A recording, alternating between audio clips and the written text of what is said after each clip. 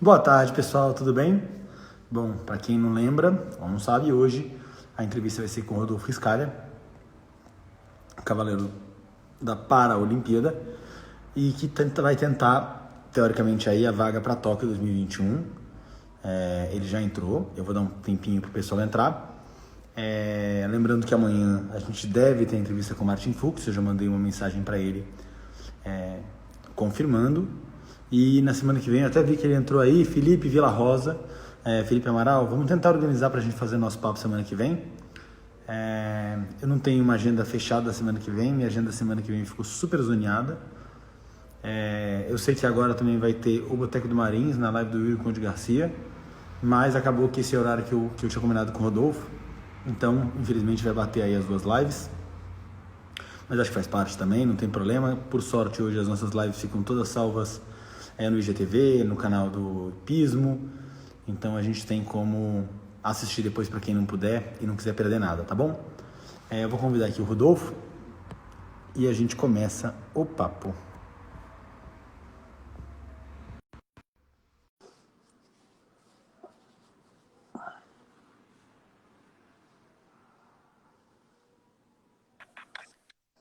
Fala, Rodolfo, tudo bem?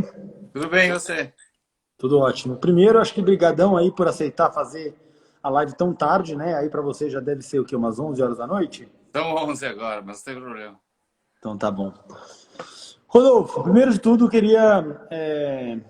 Bom, a gente quer sempre saber do começo, né? Eu acho que a sua história ela tem vários momentos, pelo menos do que eu estudei, né? A gente vai descobrir um pouco mais durante o dia. Mas eu acho que tem um momento que é aquele momento que a gente se encanta pelo cavalo, se encanta pelo mundo hípico e a gente começa a montar. E queria saber qual foi esse momento para você. Ah, eu nasci numa família com de hipismo, né? Minha mãe sempre fez isso, meu avô tinha cavalo de corrida e depois eles foram sócios da Santo Amaro e eu nasci dentro do cavalo. Na realidade, eu comecei quando eu tinha uns 6, 7 anos, que minha mãe me colocou no volteio e em seguida a gente já fez essa transição pro hipismo direto, né? Minha mãe sempre deu aula na Santo Amaro e aí disso foi aonde começou tudo. E aí você começou no adestramento direto, já não. Você fez salto Na realidade, primeiro. quando você é pequeno você aprende a montar, tá aprendendo a montar mesmo, mas minha mãe, ela saltava e ela teve um acidente grave e antes da minha irmã e eu começar a escolher se a gente queria saltar ou fazer adestramento, ela e primeiro insistiu que a gente aprendesse bem a montar para depois fazer salto ou o que a gente quisesse fazer. Só que uma coisa foi atrás da outra, minha mãe já era juíza de adestramento, eu comecei a competir, sempre gostei, eu cheguei até a saltar bem pouquinho, mas sempre fui direcionado para o adestramento mesmo. A iniciação é diferente, porque hoje a gente não tem na Santa Mara, você não chega a ter uma escolinha. A escolinha geralmente indica, pelo menos nas que eu conheço, indica para o salto. Você, a criança mal está galopando, você já bota para passar um xizinho. O problema é esse, exatamente, né? Ninguém perde tempo ensinando realmente a base, como montar, para depois escolher exatamente o que quer. Lógico que pode começar já a passar uma varinha no chão. Aqui na Europa também fazem isso bastante, mas realmente a base é realmente aprender a montar, ter bom equilíbrio, porque é o que faz todos esses grandes cavaleiros de salto, eles são bons porque eles montam bem, né? Não só porque começaram a saltar, igual a gente vê quantas provas, o pessoal, todo mundo saltando meio de qualquer jeito e né, dá até medo às vezes. E aí você segue no esporte. Quando você começou a levar o esporte mais a sério? Já desde sempre, porque quando você começa a competir, aí a gente já era júnior, já tinha coisa, campeonato sul-americano, jovens cavaleiros igual, e logo em seguida eu já tinha cavalo de cliente, quando eu já tinha uns 15, 16 anos, eu tinha cavalo que sempre montei cavalo que não era meu, mas aí começou ficar mais profissional, né? E foi quando tudo começou mesmo. Foi uma escolha consciente virar profissional? Você chegou a estudar, não chegou a estudar? Qual foi o seu processo de profissionalização no esporte? Na realidade, eu comecei competindo e foi realmente para poder ter os cavalos para competir, né? E em seguida, a minha profissionalização foi feita na Europa. Eu sempre ia para a Europa para buscar mais informações e tudo isso e aprender. E quando eu tinha uns 20 anos de idade, eu fui para lá e fiquei morando quase 2 anos na Alemanha, né? 2 anos praticamente. E aí eu voltei para o Brasil antes de voltar para cá, para a Europa de novo, mas entre uma coisa e outra, sempre ia, alguns meses, voltava. Mas é aquela coisa, né? Cavalo, quando você tem os cavalos no Brasil, os clientes não podia nunca deixar muito tempo aqui, tinha que ir, voltar. Então a gente acabava eu acabava sempre indo e voltando, né? Antes dessa época de poder ir trabalhar. Tá, e você aí já tinha algum resultado? Você já era parte da equipe nacional? Qual eram os seus planos de profissão? Porque, na verdade, você parou de montar uma época, não parou? Foi bem pouco. Na realidade, eu já era profissional no Brasil e participava dos concursos, desde as categorias júnior aos cavaleiros, fazia parte da equipe do Brasil. Fui campeão sul-americano de júnior, fui campeão sul-americano de Young Riders em Buenos Aires. E antes de ir para a Europa de novo, né, já sênior, eu fui vice-campeão brasileiro, enfim, fiz seletivas para ir para o PAN de 2011, né, ganhei internacionais nesse ano, enfim, fiz bastante coisa no Brasil. E aí, em 2012, eu fiz umas provas de grande prêmio. Antes de vir para cá, tive uma oportunidade de trabalho e acabei vindo para a Europa, para a França, e fiquei 2 anos aqui trabalhando ainda como profissional de hipismo só, né? Só que aí, depois desses 2 anos, eu tinha 29, 30 anos, eu decidi que era hora de talvez experimentar uma outra coisa, porque quando você não é profissional, quando você não tem sua própria hípica e tudo isso, é sempre mais difícil. Eu sempre quis fazer para competir e tudo, e não tinha cavalo para competir, sempre estava um pouco difícil para arranjar isso e patrocínio. E aí eu falei, bom, se eu quero parar agora, se eu quiser voltar para fazer só profissional, eu consigo, mas era hora de testar, fazer outra coisa. Foi quando eu continuei morando em Paris, mas eu mudei de emprego, né? Foi quando eu comecei a trabalhar na Dior, mas eu parei de montar, acho que uns 2 meses, não durou muito tempo. E aí depois eu tive 2, 3 cavalos que eu montava, mas eram 2, 3 cavalos que eu continuava trabalhando na Dior e eu ia montar os cavalos nos meus dias de folga, quando dava, para poder continuar competindo. E foi quando eu continuei fazendo alguns internacionais, antes de ficar doente. Entendi. Era uma questão de mudança de carreira, não de profissão, não de carreira, né? Você não mexeu na sua carreira esportiva, mas queria testar uma outra profissão. Exatamente. E era para ver se eu achava de novo esse ritmo, porque para mim o mais importante realmente era competir, fazer tudo isso, que eu já não estava achando isso sendo profissional do hipismo, né? E também não queria me encontrar com 40, 50 anos, falando que nunca tentei fazer outra coisa, e que eu acho que é importante a gente sempre tentar renovar, se não está dando certo, tentar de outro jeito, né? Foi o que aconteceu comigo. Maravilha. Bom, e aí entra esse momento bem marcante na sua vida, que é mais ou menos nessa época, que é a perda do seu pai, na verdade, né? Acho que começa... Começou aí mesmo. Foi em 2015.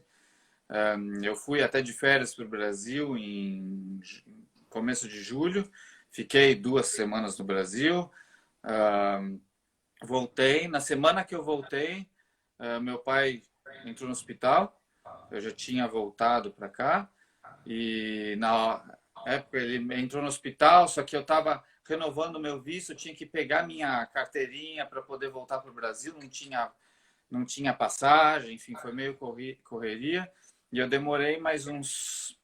A gente não sabia quanto grave era também, eu demorei uns 4 ou 5 dias para poder voltar para o Brasil, para estar junto, né, com a minha mãe, com a minha irmã e com meu pai. Só que nesse meio tempo, entre eu conseguir passagem e tudo isso e voltar para o Brasil, meu pai já tinha falecido, né? E quando eu cheguei lá, eu nem cheguei a ver ele doente nem nada. E eu acabei ficando para arrumar essa coisa, papelado, né? Esse luto todo junto com a família. E 2 semanas depois, eu que fiquei doente. Eu peguei uma meningite bacteriana, que não tinha nada a ver com o que o meu pai teve, mas eu tive uma meningite bacteriana. E fiquei 3 semanas em coma, mais ou Como menos. induzido? No começo era como induzido. Em seguida, eu acho que eles quiseram me acordar, mas parece que não acordava. Eu fiquei mais quase uma semana em coma sem ser artificial, na realidade.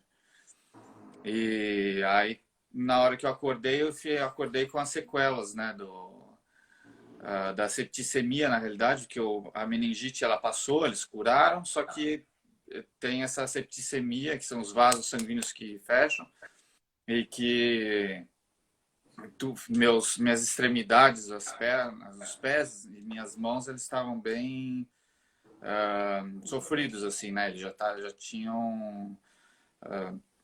Tava necrosado, na realidade, as minhas mãos e tudo meio... Não estava muito legal. Os pés a gente não sabia ainda, mas como eu tinha todos os seguros aqui na Europa, eu tive que voltar para cá. A minha empresa pagou um avião, tem todo um processo, né, para poder voltar. Eu tava bem mal, eu tinha emagrecido uns 30 quilos. Nossa. E aí eles me trouxeram de volta, porque todos os meus seguros eram aqui na Europa. Eu já tinha gastado lá no Brasil é super caro, né? Então eu já tinha gastado uma super grana aí. Enfim, aí foi quando eu voltei para cá. Bom, mas então a decisão, é que a gente sempre é sempre um assunto que a gente fica com dedos de falar, né? Não, mas pode perguntar. Eu imagino que você já está acostumado, mas para gente que não convive, e eu não conheço, não convivo com você, é sempre uns assuntos que a gente fica com um pouco de dedo para falar. Mas a decisão, então, da amputação, você estava consciente, foi uma decisão da qual você participou. Eu não fui amputado no Brasil. Quando eu voltei para a França, eu ainda não tinha feito operação nenhuma. E quando eu voltei para cá, eu ainda fiquei no hospital durante um tempo me recuperando. E eles decidiram fazer uma primeira limpeza. E foi quando eles vieram me falar. As mãos eu já sabia que ia ter que amputar, porque os dedos já estavam bem necrosados mesmo. E a gente sabia que não ia ter que ia ter que tirar, não tinha jeito. Os pés que ainda não sabiam muito e tal, mas aí o médico veio no meu quarto e falou, olha, você tem 2 opções, ou você continua, a gente pode continuar tentando e tudo, só que tem que fazer um monte de... tem que pegar pedaço da perna, da bunda, das costas, enfim, para tentar colocar carne ali onde não tinha mais no pé, né? Ou a gente pode te amputar no lugar certo, para você poder ter uma vida melhor possível, enfim, e não ter risco nenhum depois disso, né? Então, sem contar as mãos, a gente sabia que ia ter que operar mesmo, né? Mas a perna é um pouco diferente. As mãos, todo mundo, eles guardam o máximo possível, mesmo que seja um pedaço de dedo ou qualquer coisa, eles guardam o máximo possível. E as pernas, eles amputam no melhor local para poder, é mais fácil, vamos dizer. Para poder usar e encaixar a prótese, né? Então, e foi o que aconteceu no meu caso. Eles amputaram no meio da minha canela, para ser mais claro, assim. Né? E foi o que aconteceu. Ele chegou para mim e falou, olha, eu perguntei, eu vou poder continuar montando a cavalo, fazendo tudo que eu fazia? Ele falou, não. A experiência que eu tenho é que realmente todo mundo tem que aprender a fazer tudo de novo, só que você vai ter uma vida normal, né? E é realmente o que aconteceu. Tem que aprender a fazer tudo de novo, não é fácil, tudo isso, mas a gente conseguiu tocar isso para frente e foi o que aconteceu. O que passa pela sua cabeça, Rodolfo? Eu sei que é uma pergunta besta e clichê, mas o que passa quando você tem... Que é isso? Não foi um negócio que foi, sei lá, levou 3 anos deteriorando, você não teve um acidente, caiu, sei lá, um acidente de moto, que você... É um negócio que é assim, né? De um dia para o outro, acontece. Tudo começa a mudar e em 3 meses você estava renascendo. Na realidade, eu não tive muito tempo para pensar nisso, na realidade. Eu acho que é uma coisa que acontece. Eu sempre falo, é como se. Eu sempre falo, você pode atravessar a rua e ser atropelado por um ônibus, você também está esperando. Foi mais ou menos a mesma coisa, né? Eu fiquei, caí doente de uma hora para outra, não estava esperando, estava bem. E de noite em casa, eu fiquei doente e fui para o hospital, entendeu? Então, no dia seguinte, eu já não lembro mais do dia seguinte. Então. É uma coisa que, sei lá, não espero que aconteça para ninguém, mas são coisas da vida que acontecem e a gente tem que seguir em frente, né? Não tem muita opção, né? Você tá lá, minha perna não vai crescer, eu tive sorte de continuar vivo, né? Foi muita sorte, tipo, realmente quase morri, eles me matavam para minha mãe e minha irmã o tempo inteiro no hospital. E tem muita sorte de estar aqui, então eu acho que tem que ver por esse lado mesmo. Claro que é outra pergunta clichê, mas é uma mudança de paradigma do jeito que a gente vê a vida? Eu acho que você vê a vida de outro jeito, né? Depois de uma coisa dessas, assim, eu acho que é lógico que sempre tive essa perseverança, essa coisa de esportista mesmo, de querer melhorar e ser melhor, mas realmente você dá atenção a outras coisas e você começa. Tem muita coisa hoje em dia que eu não relevo tanto quanto eu poderia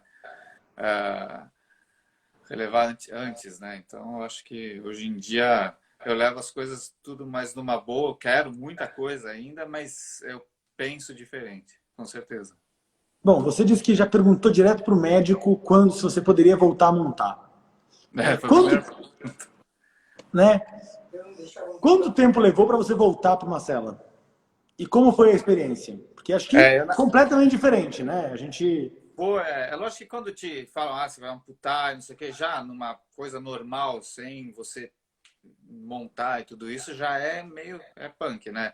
Mas eu acho que depois, quando eles realmente amputaram, que passou essa fase de sobrevive, não sobrevive, enfim, tava me sentindo melhor já, era realmente quais iam ser as minhas sensações de novo, né? Na parte do cavalo, realmente qual seria a sensação uh, me, de se eu ia conseguir, né? A primeira coisa era essa, lógico que todo mundo fala, a gente tem que tentar conseguir, vai dar certo, tudo, só que tipo, eu não conhecia ninguém que tinha sido amputado para montar cavalo, né? Então, o que aconteceu foi que em novembro eu fui para um outro hospital, que é o hospital que você faz a recuperação, que eles te fazem as próteses e tudo isso. Nesse meio eu ainda não podia ter prótese porque eu tinha muita cicatriz no corpo. A septicemia deixou muita cicatriz no corpo, principalmente nos braços e nas pernas, e então eu não podia pôr prótese ainda. Mas estava fazendo toda uma fisioterapia, enfim, tudo isso para poder voltar. E em janeiro, começo de janeiro, dia 1º de janeiro, na realidade, eu fui visitar o cavalo que eu montava, um dos cavalos que eu montava, né, na época que eu fiquei doente, era um dos cavalos que eu ia começar a fazer começava em agosto de 2015, né, agosto, setembro de 2015, as seletivas para os Jogos Olímpicos do Rio. Eu tinha 2 cavalos que poderiam fazer grande prêmio na época e que eu ia começar essas provas no Grande Prêmio. Um deles eu já tinha feito Small Tour, o São Jorge Interum, e o outro era um cavalo que eu nunca tinha feito prova, mas que já estava fazendo Grande Prêmio. E a pessoa falou, não, quando você quiser vir, vem me ver, tudo. E eu podia sair do hospital de fim de semana. Né? E aí eu fui lá, era dia 1º ou 2º de janeiro, eu estava com a minha mãe e com a minha irmã, a gente falou, vamos lá ver, né? Não tem nada a fazer. Vamos lá, e aí a gente foi lá e ela falou, quando você quiser montar, você fala que você pode montar ele de novo. E a gente falou, se eu pudesse, eu queria montar agora. E aí, naquela meio correria, então vamos, não sei o quê. E aí me colocaram em cima do cavalo, né? Eu tava indo só de cadeira de roda, e todo mundo meio em pânico, assim, né? E aí me colocaram em cima do cavalo, e a primeira sensação foi que, eu acho que tinha antes disso acontecer, tinha essa apreensão de será que eu ia conseguir?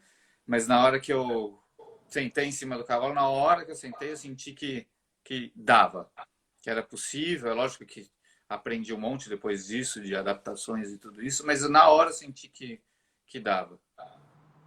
Que loucura, né? Assim, claro que é isso, pra gente que monta, e eu não consigo conceber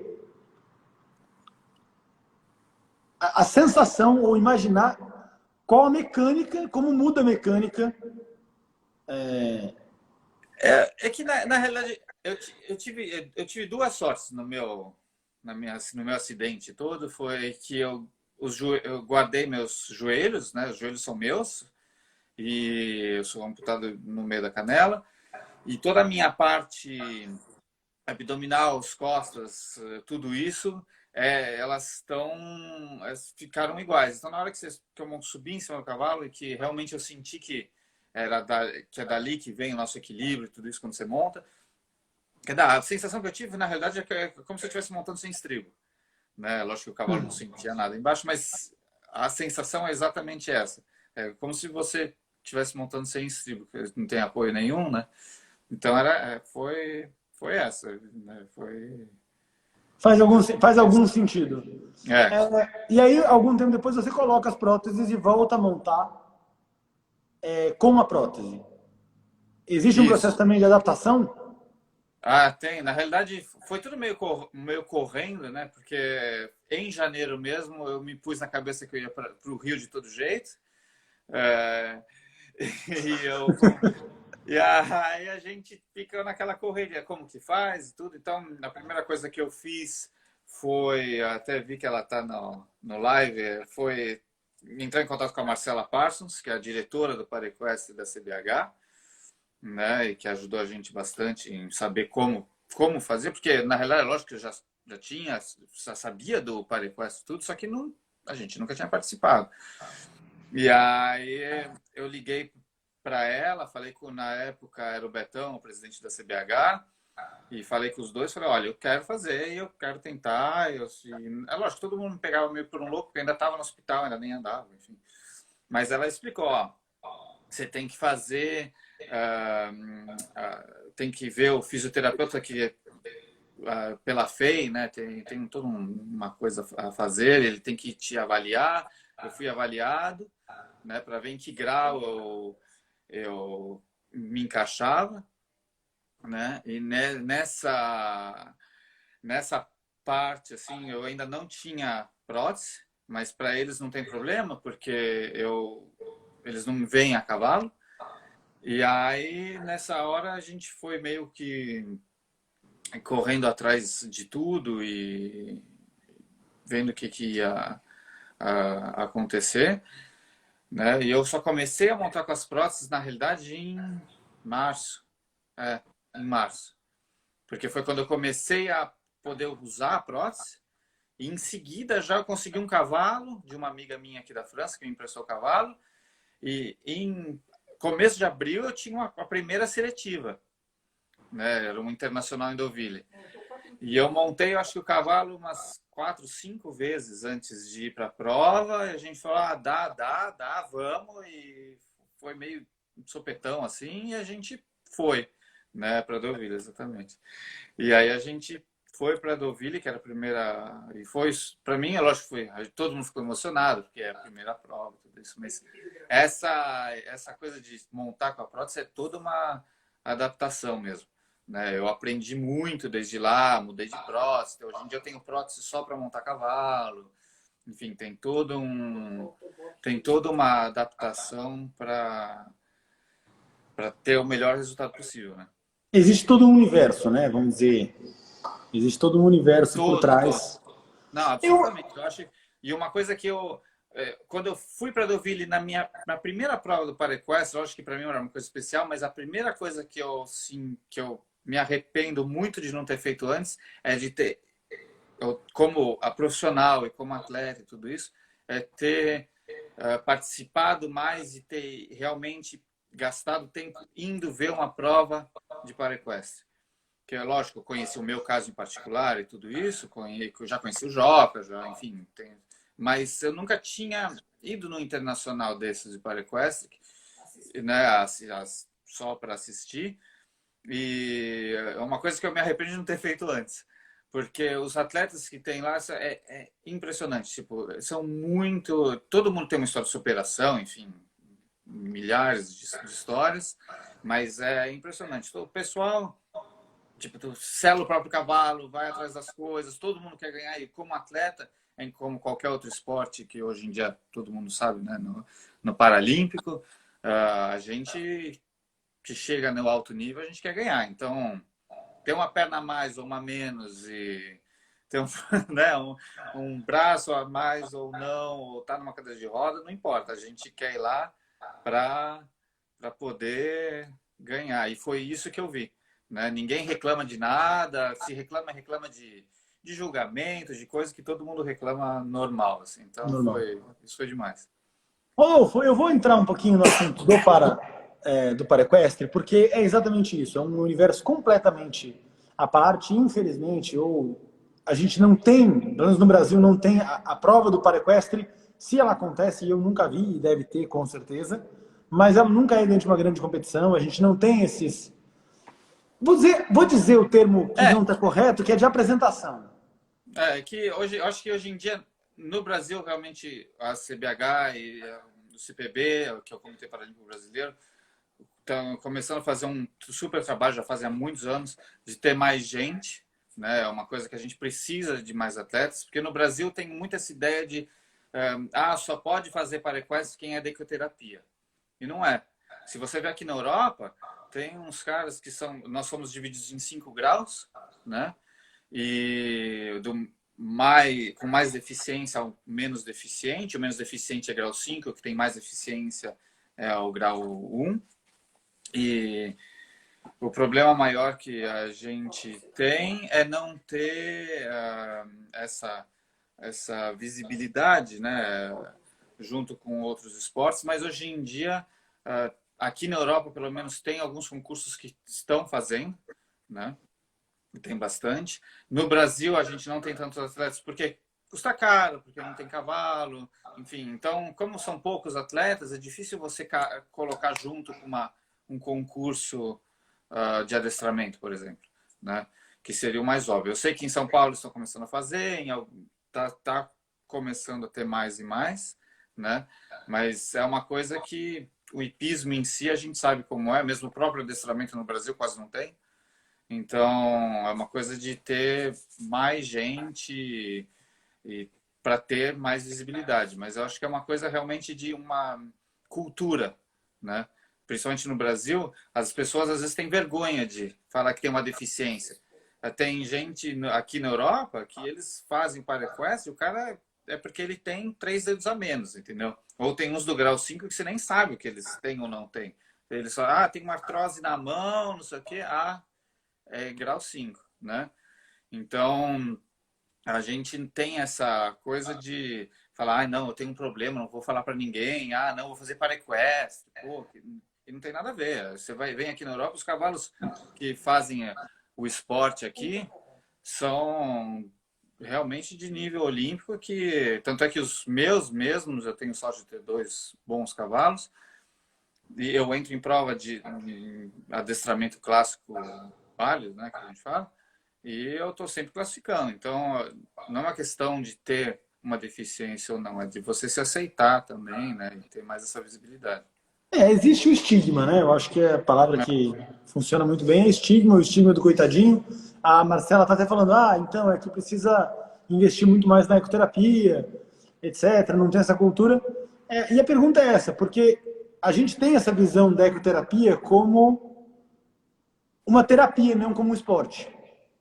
Eu acho que realmente a ecoterapia é uma terapia, mas você pode tirar atletas da ecoterapia que vão para o esporte, óbvio, isso acontece, e ainda bem que tem, e o Sérgio veio da ecoterapia, a Vera veio da ecoterapia, entendeu? Mas eu acho que o que a gente precisa mais é pessoas que se aceitem como tendo uma deficiência para poder participar e querer integrar a equipe ou querer, igual em qualquer outro esporte, é uma pirâmide. A gente tem que ter uma base maior, ter mais atletas de base para ter os nossos 4 melhores atletas que fazem parte da equipe, né? Mas o que acontece muito no Brasil é isso, a gente não tem muita gente que ou que está em casa que montei um dia, mas eu tenho um problema, não quer, não continua, ou não, eu não vou fazer para Equest porque é ecoterapia, entendeu? Uma coisa não tem nada a ver, não tem nada a ver com a outra. Então, é isso. Eu acho que tem esse lugar de corrigir aí essa lógica estrutural, até porque, como você falou, você mesmo compete no paraequestre e compete também no hipismo clássico, inclusive estava aí almejando a dupla Olimpíada, que eu não sabia nem que você podia fazer Olimpíada e Paralimpíada no mesmo ano. Quer dizer, no mesmo ano, mas enfim, na mesma vida, por assim dizer. Na realidade, é um projeto que ainda tenho, não pus de lado, né? Vamos ver o que o futuro reserva, o futuro reserva para gente. Mas na FEI, a gente tem no regulamento da FEI, tá tudo bem estipulado. Tanto é que eu faço, todos os internacionais que eu faço de adestramento clássico, eu posso fazer com as minhas ajudas normais que eu faço, montando chicote, estribo magnético, enfim, tudo isso. Eu posso fazer, né? Eu posso fazer o clássico. Então, tá no regulamento. Então, eu posso fazer a classificatória sendo julgado de igual para igual no Grande Prêmio, ou, enfim, nos internacionais do válido, assim como eu posso fazer o para-equestre. O difícil mesmo é que, como qualquer esporte alto nível, e principalmente no hipismo, você tem que ter um monte de patrocínio e tem que ter. Eu não posso fazer a mesma coisa com um cavalo só. Agora eu tenho uma super sorte que eu tinha o meu cavalo primeiro do Henrico, que eu fui para o Mundial, fui medalha de prata no Mundial com o do Henrico, que tenho ele já há 3 anos. E desde outubro, novembro do ano passado, 2019, eu tenho o Dom Frederic, que é de uma brasileira, da Tânia Vivaldi, que deixa aqui o cavalo aqui comigo, e eu já comecei a competir o cavalo, e é com ele provavelmente que eu vou para os Jogos ano que vem, para o Paralímpico. Tá. Bom, eu acho que vou fechar um pouquinho esse ciclo do Paraequestre. Tem aí umas perguntas que, inclusive, eu já tinha anotado, que você falou que são 5 gradações, né? Varia do nível de lesão. A reprise muda? Muda. Quanto mais deficiente a pessoa a reprise, lógico, é mais fácil, vamos dizer assim, porque, na realidade, as reprises são adaptadas às deficiências, né? As deficiências físicas de cada um. Então, quem é do grau 1, que são pessoas que têm muito problema físico mesmo, eles só andam ao passo. Mas eles têm que fazer a reprise, são anda ao passo numa pista 20x40, só anda ao passo, só que é julgado igual. Tem que ter uma super qualidade de passo, as figuras são julgadas iguais, os juízes eles não olham a deficiência, eles nem sabem que deficiência o cavaleiro tem. Eles só julgam o que eles estão vendo. Então, é o que muda. Aí, se você pula direto para o meu grau, por exemplo, o meu grau... Você é grau 3, é isso? Eu sou 4. 4. Grau 4. O meu grau já tem passo, trote, galope, né, monte de transição. O que muda bastante é que eles são... As reprises têm muitas transições, né? Você tem muita transição, muita parte técnica. Não são só as figuras em si, lógico que tem as figuras, mas tem muita parte técnica, o que muda bastante para o adestramento clássico do válido, que o Grande Prêmio, você vê os carros fazendo passagem, piafre, um monte de expressão e tudo isso, tem uma figura atrás da outra, e às vezes há uma transição aqui ou ali que não foi tão boa, mas acaba passando. E para a gente, não. Qualquer transição é ponto que ganha e que faz parte, então tem que ser muito mais preciso, vamos dizer assim. Entendi. E o cavalo precisa passar por uma adaptação? Na maioria das vezes, sim.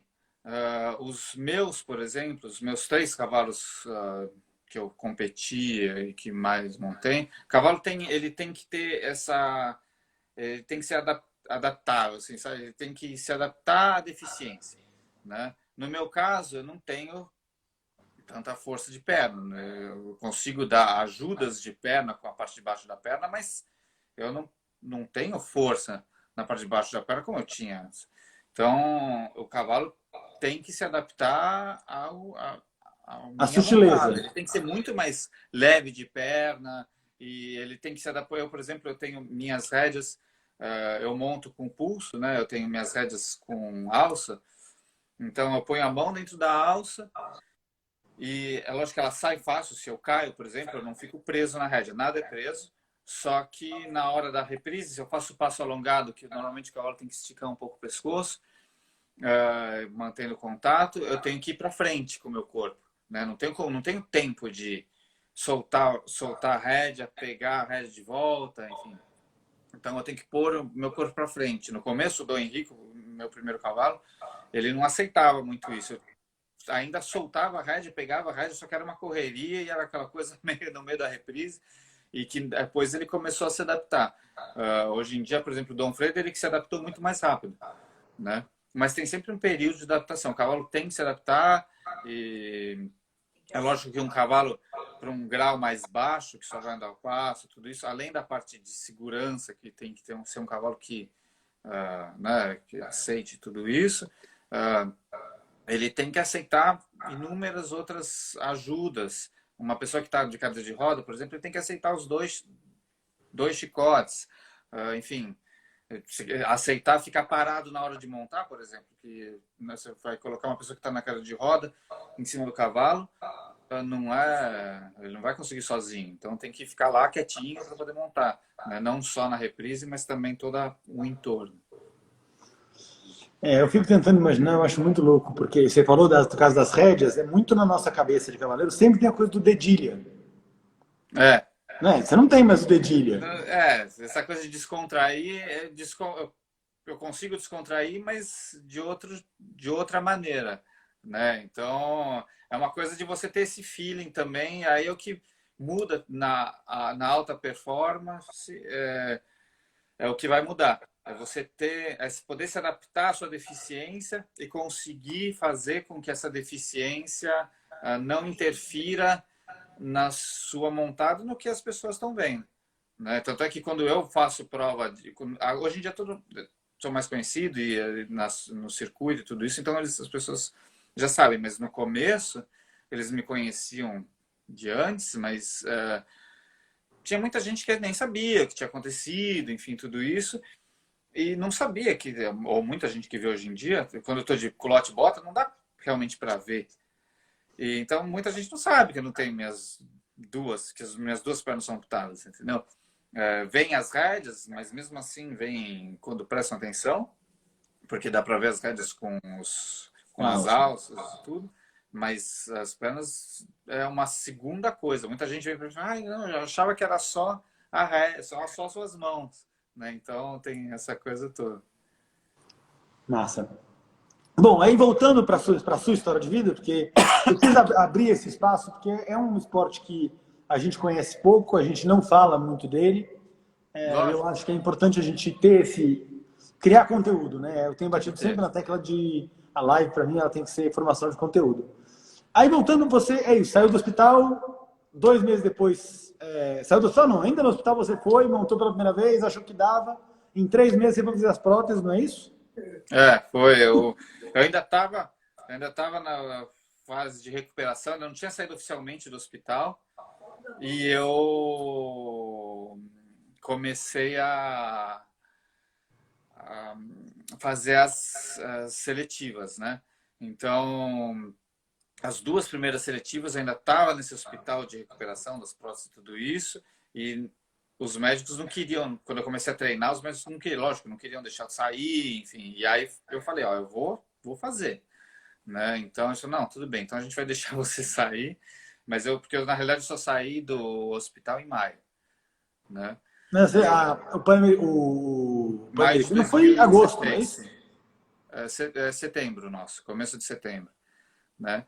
E a gente tinha essas seletivas que da CBH, que eram provas do ParaQuest, né?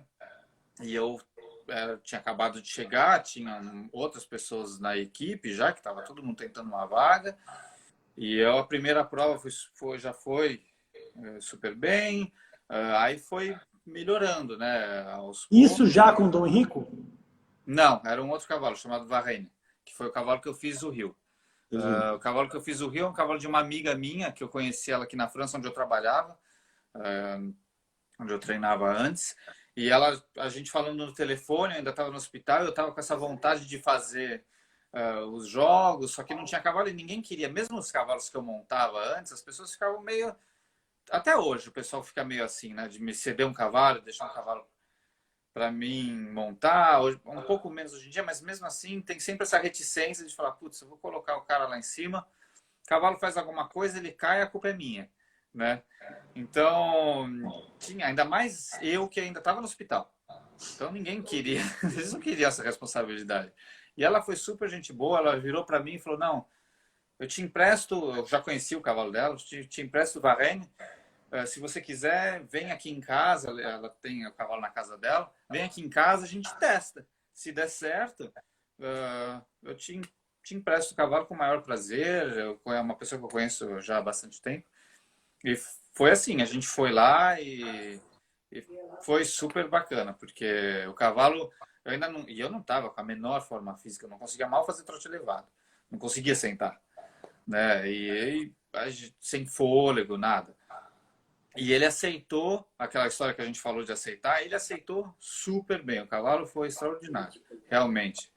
E aí é lógico que você vai melhorando, treinando, né?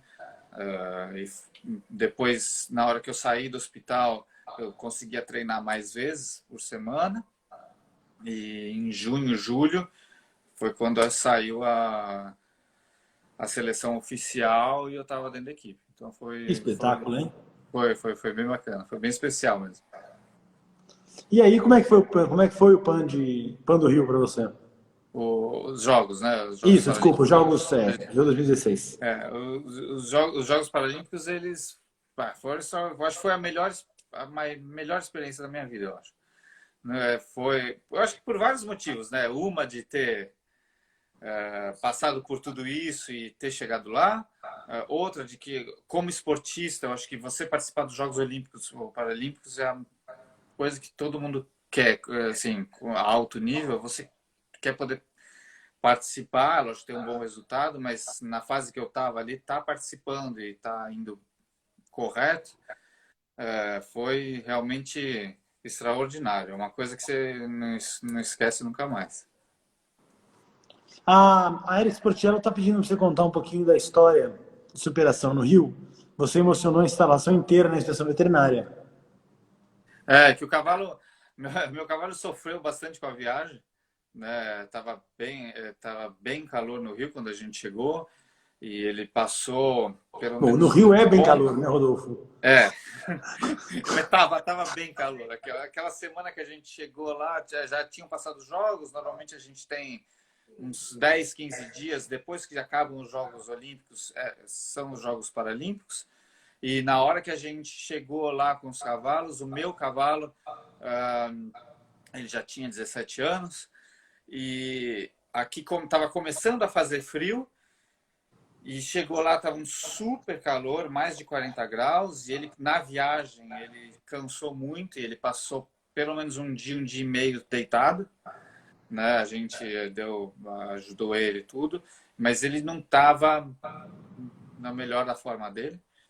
E na inspeção veterinária ele estava meio cansado, não estava meio assim, e eles estavam antes de mim já tinham barrado 5 ou 6 cavalos quando o meu passou, né? Então, na hora que ele passou, a gente foi para o holding box e chegando no holding box, o Thomas, que era veterinário dos jogos, ele perguntou, o Alexis era veterinário da equipe, ele foi com o cavalo para o holding box e o Thomas falou para ele, ó, você quer passar agora? Ou ele deu opção ainda, normalmente eles não dão opção, eles foram legais, falaram, você quer passar agora ou você quer deixar para amanhã? E o Alex achou melhor deixar para o dia seguinte, né? Era um risco, porque se ele não passasse no dia seguinte, não passava, não tinha como entrar.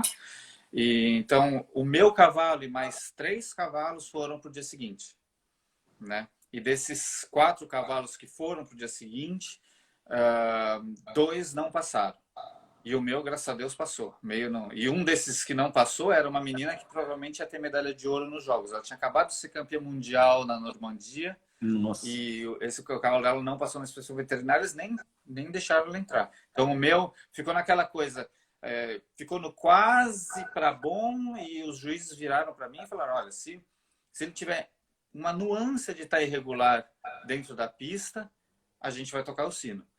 Né? Então era um risco, é lógico, mas eu sabia que eu tinha mais pelo menos um dia ali, e a gente fez o tudo possível para poder ajudar o cavalo a estar bem, e fiz 2 performances bem corretas, né, no que a gente já estava fazendo. Fiquei numa média 67, 68, que foi super correto, e foi difícil, mas uma emoção a mais, né, para quem já estava vindo de tudo isso.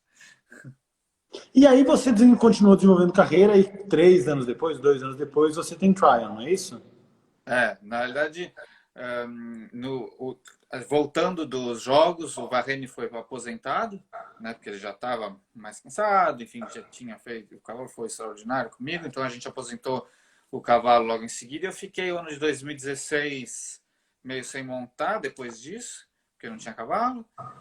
Também tinha que arrumar um monte de coisa, tinha que acabar, eu estava voltando à vida normal.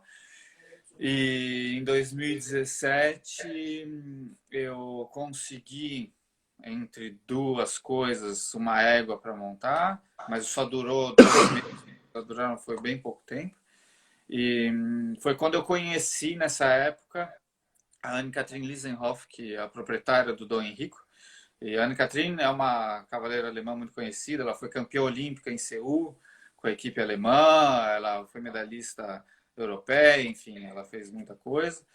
E a gente se conheceu, lógico que eu já conhecia ela, não conhecia, a gente se conheceu por intermédio de amigos em um dos concursos. E conversando e tudo, a gente acabou simpatizando. E eu tinha que conseguir, eu sempre trabalhei na Dior, e a filha dela queria estudar moda, ela consegui para ela um estágio na Dior, e ela, ao mesmo tempo, ela me ofereceu o cavalo. Ela falou: você falou que estava sem cavalo, eu tenho cavalo em casa que a gente não está usando, porque para mim, a filha dela é júnior, para minha filha, ela já tem o cavalo dela, e ela não vai montar ele, e ela tem o filho dela, o Matthias Rath, que também é da equipe alemã, o cavalo não vai fazer grande prêmio com ele, então ele está em casa meio sem ninguém, né? E eu queria saber se você não quer experimentar o cavalo para você. E foi aí que começou. Eu fui lá, experimentei o cavalo, deu super certo, de cara a gente se deu bem, mas lógico, o Henrico, ele é bem sensível, ele é garanhão, e ele é super sensível no dia a dia também, tudo isso em prova, mas a gente se deu super bem, no vídeo de trial. E aí a gente fez todo esse percurso de julho de 2017 até trial. Para chegar em trial, eu sabia que o cavalo tinha a possibilidade de ter medalha. Um cavalo de super boa qualidade, ele não é fácil, mas a gente se dá bem. E aí a gente foi para trial. Esse é um vídeo que a gente fez logo em seguida de trial, né? Foi o pessoal da Dior que fez. E a Vitória, minha irmã, que sempre viaja com ele, né? E eles foram no avião, e aí já é um treinamento em trial, né? São umas impressões que a gente teve. E foi realmente, o concurso foi extraordinário, né? Porque eu vim meio de outsider, né? Ninguém estava esperando tanto que eu tivesse uma medalha em trial, e foi muito emocionante, de verdade, ter conseguido isso com ele lá. Foi muito bom mesmo. Rodolfo, você falou algumas vezes que você trabalha na Dior. Né? Hoje, é uma pergunta esquisita, eu já tentei fazer ela outras vezes. Você é cavaleiro profissional você é cavaleiro profissional e trabalha, você é atleta de alta performance. Como é que você se enquadra? Não, eu tenho meu trabalho na Dior, que eu cuido das obras, todas as obras de arte da Dior e organizo exposições dessas obras de arte que a Dior faz, é lógico, em vistas comerciais, mas a gente organiza, são só exposições, não tem nada com a venda de obra de arte, que é o meu trabalho hoje em dia, e sou atleta de alta performance, né? Eu não... Lógico que quando alguém me pede uma aula, quando eu vou dar uma clínica, se alguém no Brasil, você não quer me dar uma clínica, não sei o que, eu me viro para conseguir alguns dias para poder dar uma clínica ou fazer alguma coisa. Mas hoje em dia eu monto os cavalos que eu tenho de manhã, que eu gosto, né? Eu não sobrevivo do cavalo. Né? Essa é a pergunta. Você que foi medalha de prata no Mundial, concorrendo a vaga na equipe olímpica, na Olímpica e na Paralímpica para Tóquio, você não vive do esporte, você não consegue viver do esporte, você não vive do esporte, você nem quero vive. tentar. Não. O que a Dior faz para mim, que na realidade porque eu consigo fazer tudo isso, é porque a Dior me patrocina. Né? Entendi. A Dior, ela apostou em mim desde a época dos Jogos Paralímpicos. Eles me ajudaram muito quando eu fiquei doente. Eu tive muita sorte de estar na empresa quando eu fiquei doente, porque eles que me mandaram, enfim, foram extraordinários. E eles me ajudaram nos Jogos, desde os Jogos Paralímpicos do Rio, eles me ajudam, eles me patrocinam.